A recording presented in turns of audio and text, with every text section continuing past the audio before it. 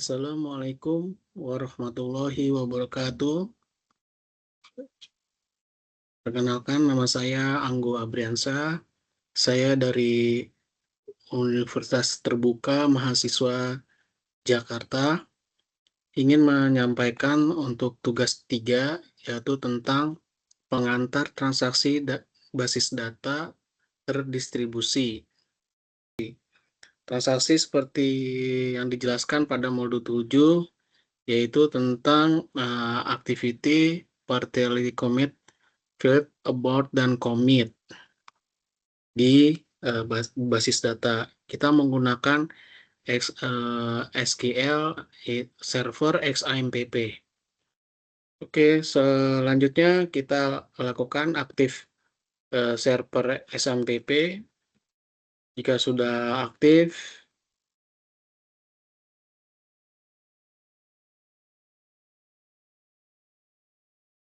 kita start Apache dan MySQL.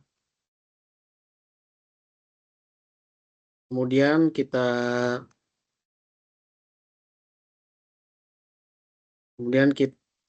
kita buka browser, dan setelah kita mengikuti tugas 2 yang kita sudah buat untuk membuat transaksi yang sebelumnya kita sudah membuat basis database rumah sakit yang terdiri dari tabel pasien, daftar, pasien, dokter, administrator, dan dokter admin.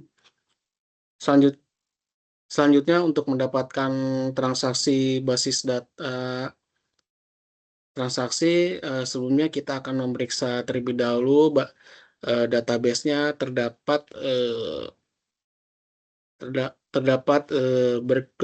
Berkeley DB. Oke, selanjutnya kita cek apakah di database rumah sakit sudah ada InnoDB sebagai berikut. Kita lihat di sini sudah ada InnoDB-nya. Refresh, sudah ada. Kemudian untuk perintah commit, kita akan lakukan di store prosedur.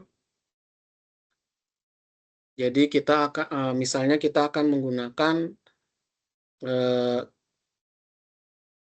suatu data ID pasien berikut. Oke, selanjutnya kita ke rutin. Nah, di sini saya sudah buat untuk transaksi 1.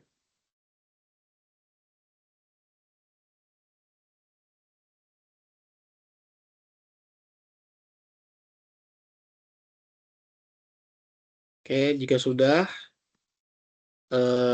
kita akan memanggilnya call transaksi 1, jangan lupa titik koma, transaksi 1. Kita kirim.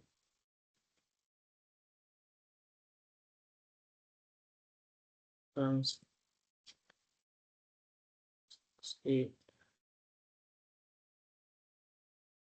kirim lagi. Ya, ini sudah masuk.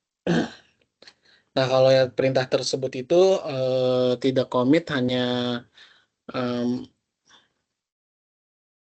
begin dan end aja. Perbedaan nanti kita akan melihat perbedaannya. Jika kita lihat lagi di sini untuk walaupun di sini tabelnya kita manggil yang perintah transaksi 1 itu, namun tidak commit atau tidak tersimpan.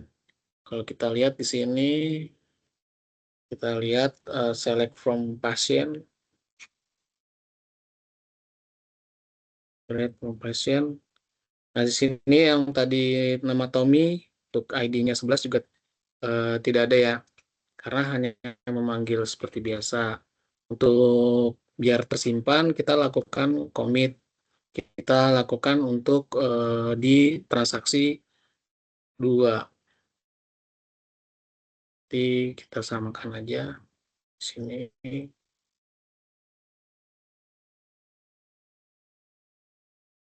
Ya.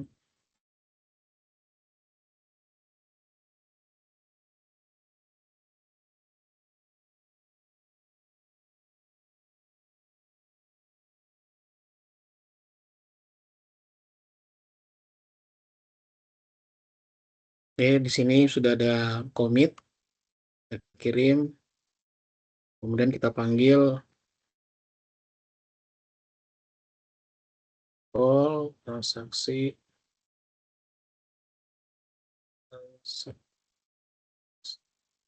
kedua, kirim. Oke, di sini sudah ada Tommy. Coba kita lihat di database-nya. Oke, sudah ada di sini Tommy sudah ada sesuai dengan tadi yang di transaksi 2-nya. Selanjutnya kita membuat ke transaksi ketiga. Oke, untuk transaksi ketiga kita menggunakan rollback, yaitu di mana rollback itu kita melakukan rollback ya, atau dikembalikan kembali gitu, atau misalnya kita sudah missing data di sini, diperintah di transaksi nanti akan kita di transaksi ketiga ini, setelah kita lakukan input ataupun update, dia akan rollback gitu, untuk rollback kembali. Oke, kita lanjut aja, kita praktekkan.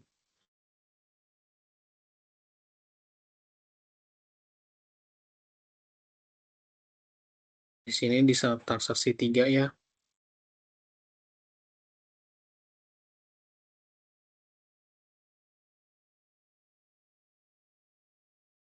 Di sini nama pasiennya, jadi nama pasien yang ID ini tadi nomor 11, Tommy. Kita ganti Tommy-nya menjadi misalnya Tommy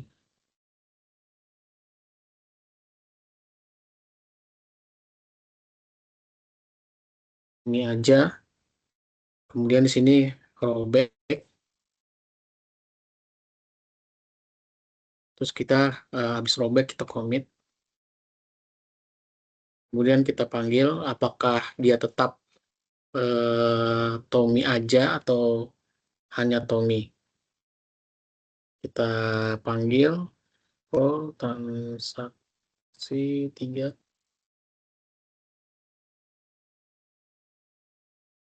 Ya, ternyata tetap Tommy ya, harusnya Tommy aja.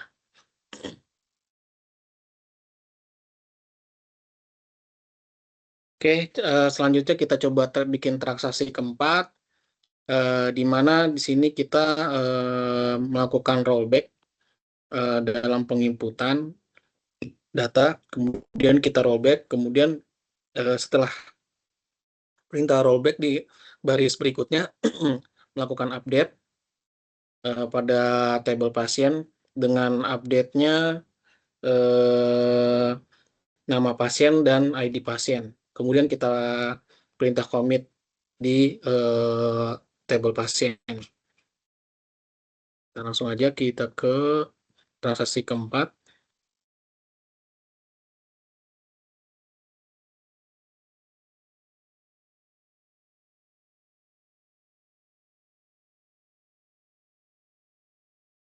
Oke, di sini misalnya tadi kita tambah di sini untuk ID pasien 12. Misalnya di sini namanya Doni. dengan data berikut, kemudian kita robek, kemudian kita ganti nama Tommy tadi, nama Tommy tadi kita ganti Tommy aja.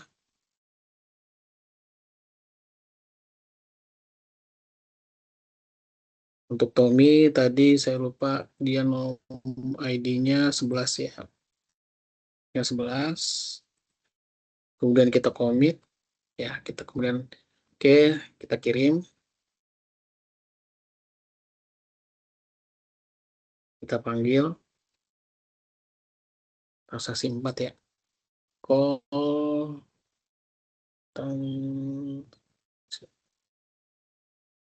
ya, kita go. Ya, di sini kita langsung berubah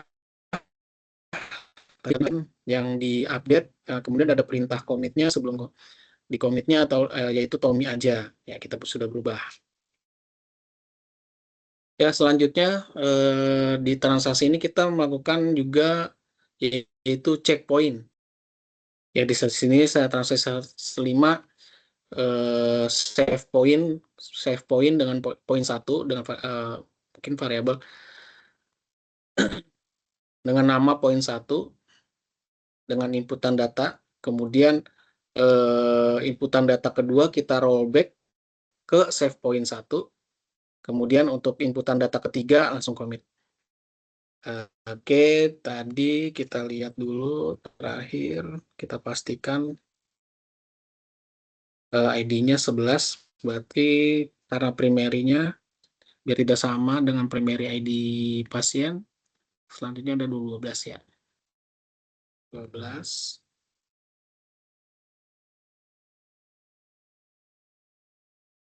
Namanya Ika ya, kita ganti. Kemudian 13 namanya Desi ya. Kemudian yang ke-14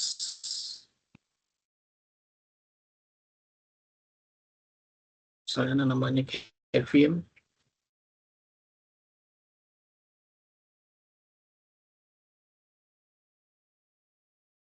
Ini akan saya rubah dulu.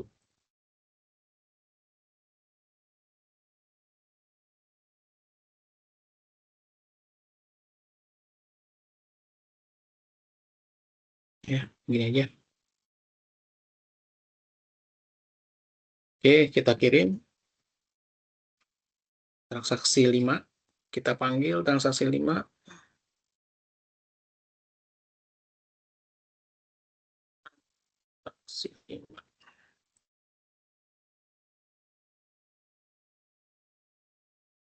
Oke, yang sudah ada tadi Ika dan Kevin ya.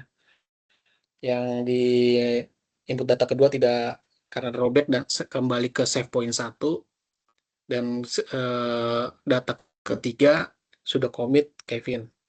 Oke. Oke, kita pastiin di sini ya sudah ada semua, sudah commit dan di sini sudah commit. Oke. Ya, transaksi kita melakukan trigger atau trigger ini merupakan suatu event yang digunakan untuk insert data, delete data, di mana salah trigger itu mempengaruhi salah satu table gitu. Misalnya di sini kita akan membuat suatu table obat dan transaksi obat.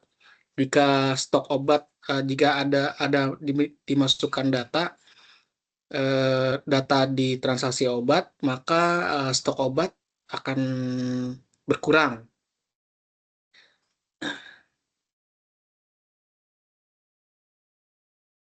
Di sini penjelasannya ada before insert, ada after insert, before update di triggernya. Kemudian untuk memahami trigger, kita langsung saja untuk membuat tabel obat dan tabel transaksi. Oke, saya sudah buat tabel obat dan transaksinya, transaksi obat. Kemudian kita lihat di sini, saya juga udah melakukan foreign key-nya. Berikut foreign key-nya.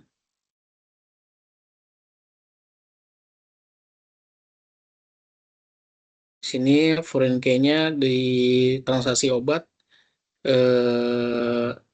ID pasien ke tabel pasien, kemudian ID obat ke ID obat di transaksi obat. Untuk muat trigger itu kita masuk ke database rumah sakit. Untuk obat, saya sudah buat untuk tipe datanya integer, kode obat varchar, dan stok obatnya integer, harga integer. Di tabel obat, primary key-nya adalah ID obat. Setelah itu untuk tabel transaksi, ID transaksinya, primary key, semuanya jenis variabelnya adalah integer.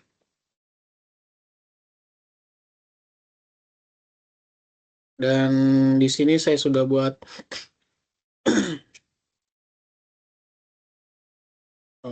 membuat foreign key-nya.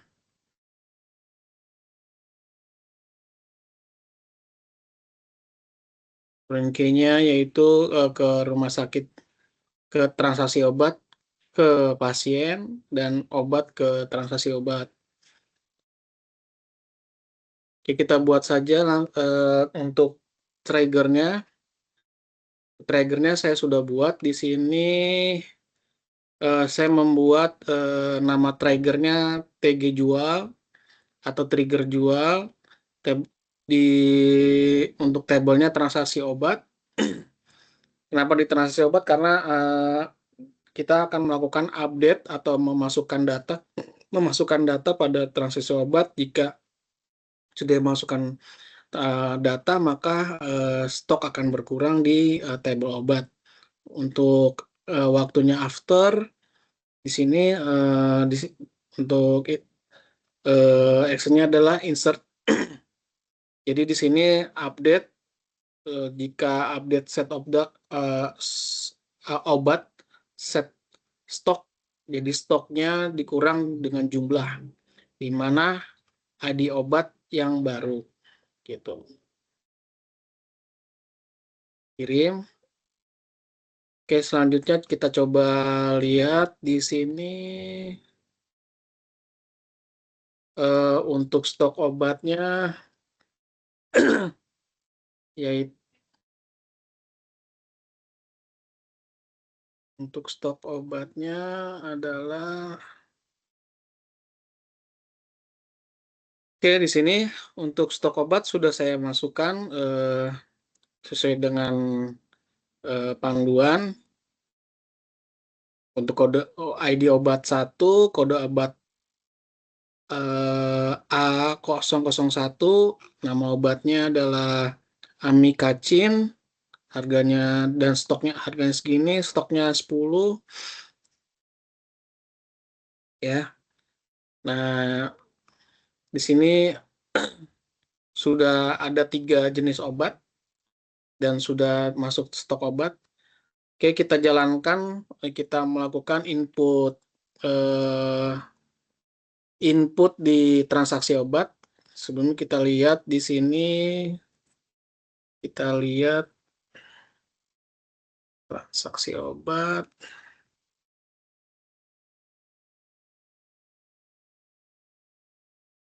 Ini percobaan ya, sebelumnya kita masukkan insert into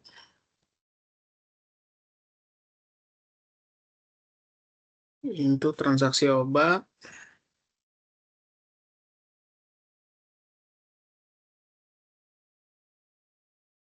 Kita masukkan untuk ID transaksinya, kita bikin 0 aja.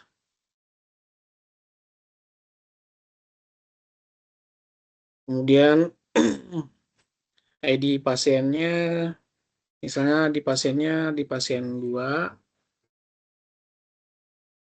ID obat kita kurangin yang terbanyak amoksilin.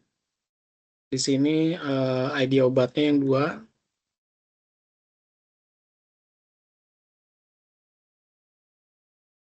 Jumlahnya kita kurangin, jumlahnya 3 obat.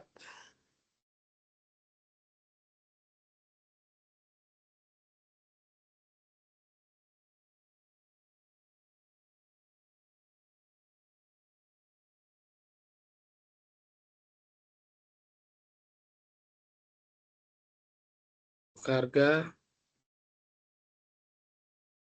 Oke, kita sudah masukkan datanya. Coba kita lihat untuk tabel obatnya. Apakah berkurang eh, untuk amoxicillin ya. Untuk ID obat nomor 2 apakah berkurang? Oke, nah sudah berhasil berkurang 15 dikurang karena transaksinya 3, jumlahnya 3 kan berkurang, stoknya jadi 12. Oke, kita coba lagi misalnya. Nah, udah berhasil 4 ya di sini. Oke, itulah tadi eh, parameter trigger. Untuk selanjutnya kita melakukan replikasi antara dua komputer. Di sini saya akan menyiapkan menggunakan VirtualBox. Menggunakan VirtualBox. Nah, di sini VirtualBox-nya juga kita menggunakan sistem operasi Ubuntu. Saya sudah menginstalnya.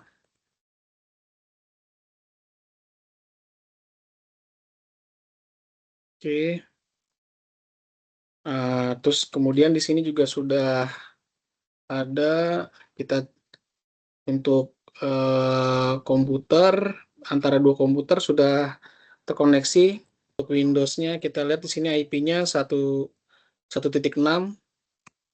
Kemudian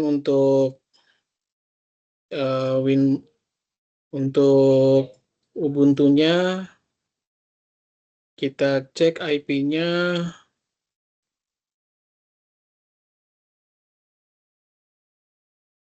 1.9.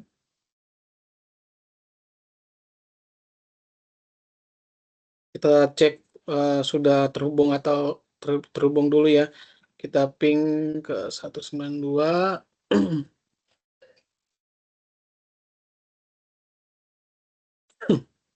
Dari Ubuntu ke Windows. Ya, ini artinya sudah reply. Kemudian dari Windows ke Ubuntu melalui VirtualBox juga sudah reply. Selanjutnya kita aktifkan eh, di Ubuntu, kita aktifkan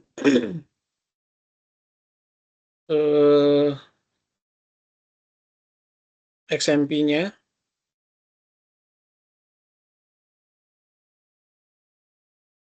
Ya, kita aktifkan XMP-nya. Kemudian kita buka berikut. Oke. Nah, sini sudah ada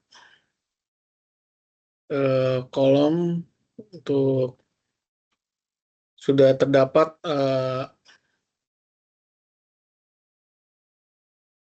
oke, kita sudah dapat untuk tabel-tabel untuk rumah sakit. Di di server Ubuntu saya masukkan untuk username-nya,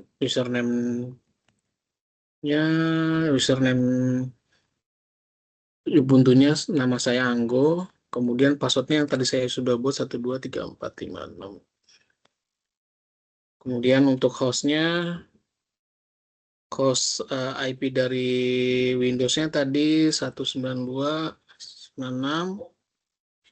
Saya akan coba melakukan konektivitas dari server dari server master slave ini ya. Kita klik dulu. Oke. Nah, di sini masih belum bisa connect ya. Masih error. Saya masih mencari untuk solusi errornya kenapa. Namun ini udah bisa server apa Ubuntu dan Windows sudah bisa berkomunikasi. Eh, jadi saya akhiri saja mungkin untuk prakteknya. Demikian mudah-mudahan bermanfaat atas tugas ketiga ini. Terima kasih kepada atas bimbingannya. Assalamualaikum warahmatullahi wabarakatuh.